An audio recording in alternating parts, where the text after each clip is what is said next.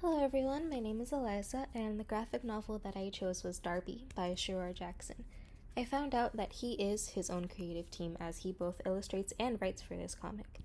Darbi is published by Rocket Ship Entertainment and is about 180 pages long.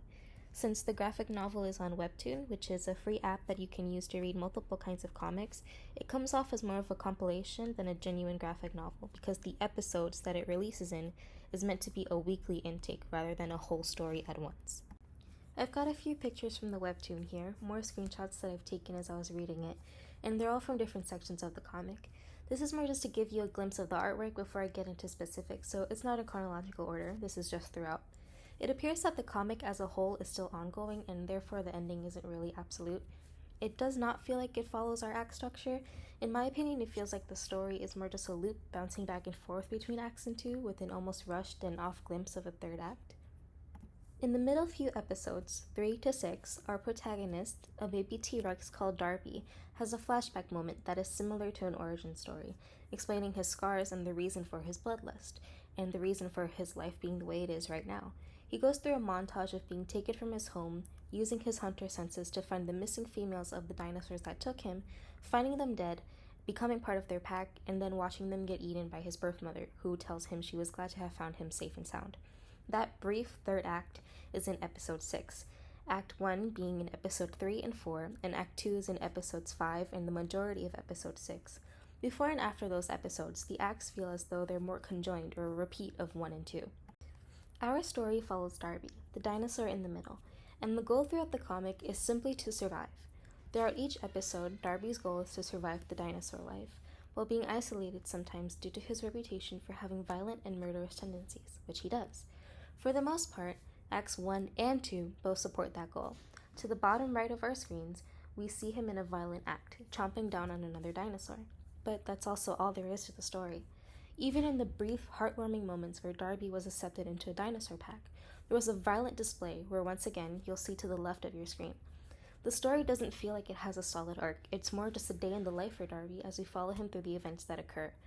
Where and when the story starts is unclear, because while there's an evident beginning, we go to a flashback of his origins and back to present day, so I'm unsure where the beginning really is. And since the comic is still ongoing, there's no clear ending either. However, of the first volume, the ending was unsatisfactory, at least to me, because it felt repetitive to the rest of the story, where they survived another unlikely situation, with openings for the next volume to repeat the same storyline. Darbi himself also doesn't necessarily have a solid arc. His origins start off very innocent and naive, since he was very young and almost a newborn, rushed into a chaotic setting. But after he undergoes those traumatic experiences, he becomes more resilient, innovative, and independent, even being capable of helping and wanting to help others who are in his situation. It doesn't feel solid because it occurs very quickly. We start the comic with a fierce dinosaur, with a blip in between where he's vulnerable and scared, and immediately goes into the Darbi we first met, who's bloodthirsty and capable on his lonesome. The readers can very easily see where the transitions are, as you can see in the panels in the middle and to the right, the transitions to indicate the process of the scene, which in this case is the murder of bugs within the pit.